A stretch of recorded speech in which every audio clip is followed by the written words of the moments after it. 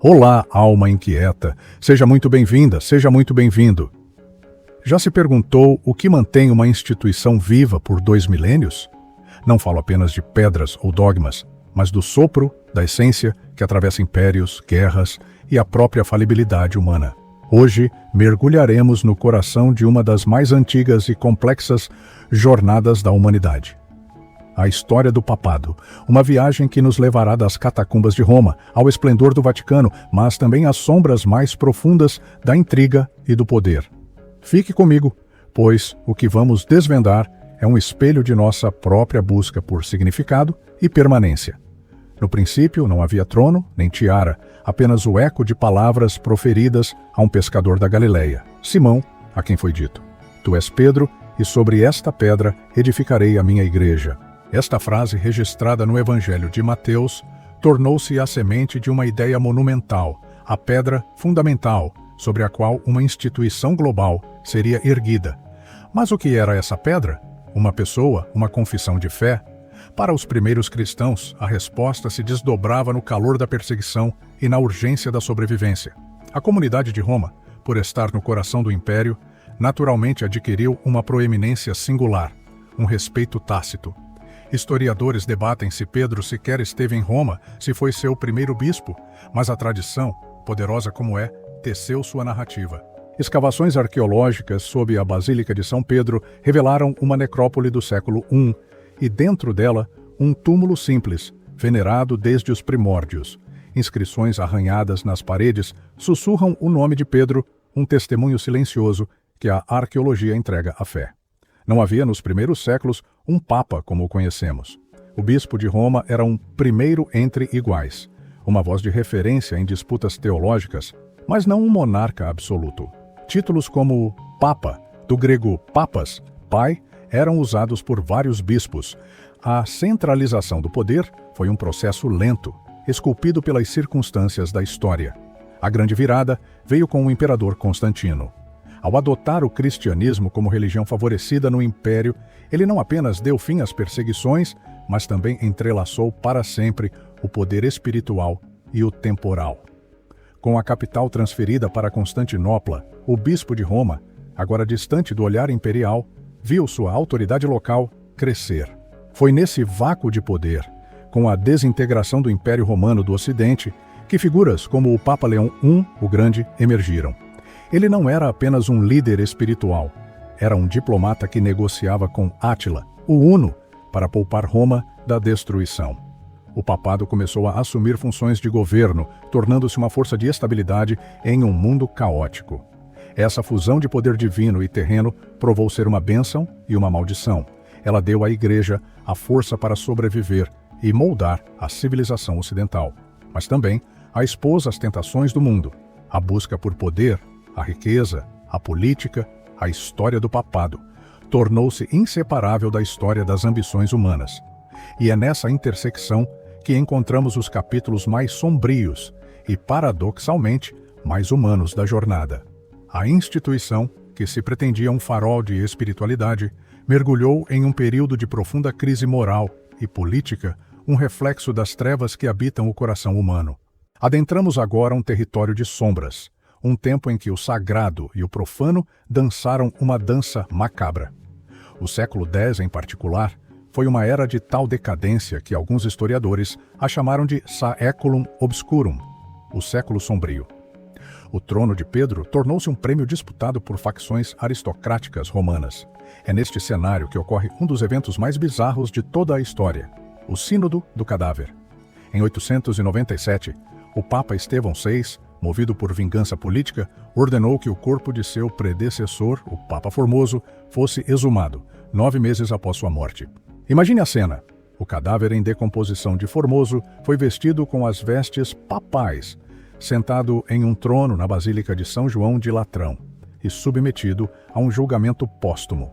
Estevão VI, em pessoa, presidiu o interrogatório, gritando acusações contra o corpo inerte. O Papa morto foi, claro, considerado culpado.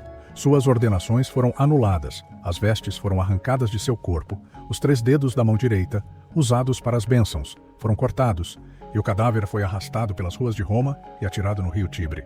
Este ato grotesco não é apenas uma anedota histórica, é uma meditação sobre a loucura do poder, o que leva o ser humano a tal profanação. É a tentativa de apagar a história, de reescrever a legitimidade através da força bruta, de exercer um domínio tão absoluto que se estende para além da própria morte. O Sínodo do Cadáver revela a fragilidade de uma instituição que se tornou refém das paixões humanas.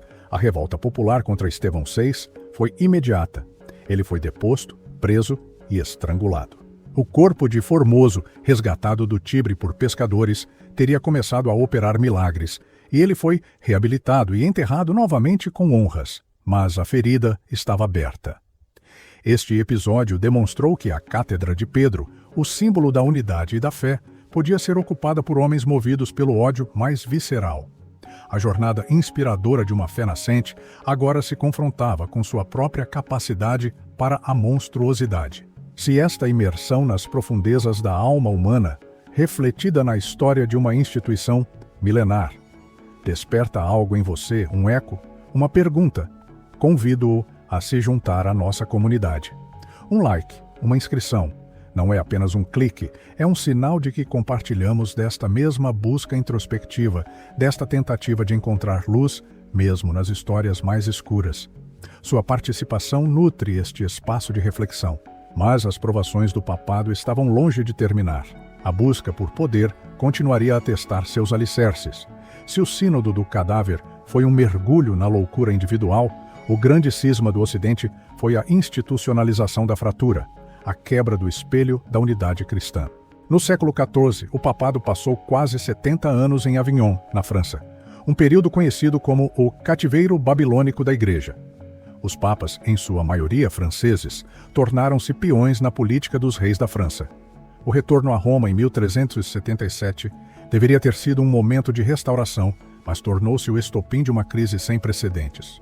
Após a morte do Papa Gregório XI, o povo de Roma, temendo a eleição de outro francês e o retorno da corte papal para Avignon, pressionou os cardeais. O resultado foi a eleição de um italiano, Urbano VI. No entanto, seu temperamento autoritário e explosivo rapidamente alienou os mesmos cardeais que o elegeram. Declarando a eleição de Urbano VI inválida por ter sido feita sob coação, um grupo de cardeais, majoritariamente franceses, elegeu um novo papa, Clemente VII, que se instalou em Avignon. O mundo cristão estava perplexo. Havia 2 papas, cada um clamando ser o único sucessor legítimo de Pedro. Cada papa excomungou o outro e seus seguidores. A Europa se dividiu segundo linhas políticas. Reinos aliados à França apoiavam Avignon, enquanto seus inimigos apoiavam Roma. A Igreja, que deveria ser o símbolo da unidade universal, tornou-se um reflexo das divisões políticas e das rivalidades terrenas. Esta situação era filosoficamente devastadora. Como poderia o leigo saber quem seguir? Onde estava a verdadeira Igreja? A crise não era apenas administrativa, era uma crise de fé, uma ferida na alma da cristandade que sangrou por quase 40 anos. A situação atingiu o auge do absurdo quando, em uma tentativa de resolver o cisma, um concílio em Pisa, em 1409, depôs ambos os papas e elegeu um terceiro, Alexandre V. No entanto, os papas de Roma e Avignon se recusaram a renunciar. O resultado? A cristandade agora tinha 3 papas, cada um excomungando os outros 2. O que isso nos diz sobre a natureza das nossas próprias crenças e instituições? Mostra como a busca pela verdade pode ser fragmentada por lealdades, orgulho e poder. A existência de 3 vigários de Cristo simultaneamente expôs a dolorosa verdade de que a instituição era, em sua essência, governada por homens, com todas as suas virtudes e, principalmente, suas falhas. A solução veio finalmente com o Concílio de Constança, 1414 a 1418, que conseguiu depor ou forçar a renúncia dos 3 pretendentes e eleger um único Papa, Martinho V, restaurando a unidade, mas a cicatriz permaneceu. O grande cisma abalou a autoridade papal e plantou as sementes para a reforma protestante que viria um século depois. Esta crise profunda força-nos a questionar a natureza da autoridade, onde ela reside, em uma pessoa, em um concílio, na consciência individual? É uma pergunta que ecoa através dos séculos e ressoa em nossas próprias vidas, em como escolhemos a quem ou a que dar nossa lealdade e nossa fé. E em meio a essas tempestades de poder masculino, surge um sussurro, uma lenda que se recusa a morrer. A história de uma mulher no trono de Pedro. O mito da papisa Joana. Verdade ou ficção, sua história nos convida a uma reflexão ainda mais profunda sobre identidade, gênero e os segredos que as instituições guardam. A lenda da papisa Joana é como um sonho persistente na memória coletiva do Ocidente. Segundo as crônicas medievais, que começaram a circular a partir do século XIII, uma mulher brilhante, disfarçada de homem, teria ascendido na hierarquia da Igreja e sido eleita Papa no século IX, governando por mais de 2 anos. Seu nome era Joana, e ela teria sido uma mulher de grande intelecto que, vestida como um monge, viajou para Roma e impressionou a todos com seu saber. Sua inteligência era tão vasta que, após a morte do Papa Leão IV, ela foi eleita para sucedê-lo, adotando, segundo a lenda, o nome de João Ânglico.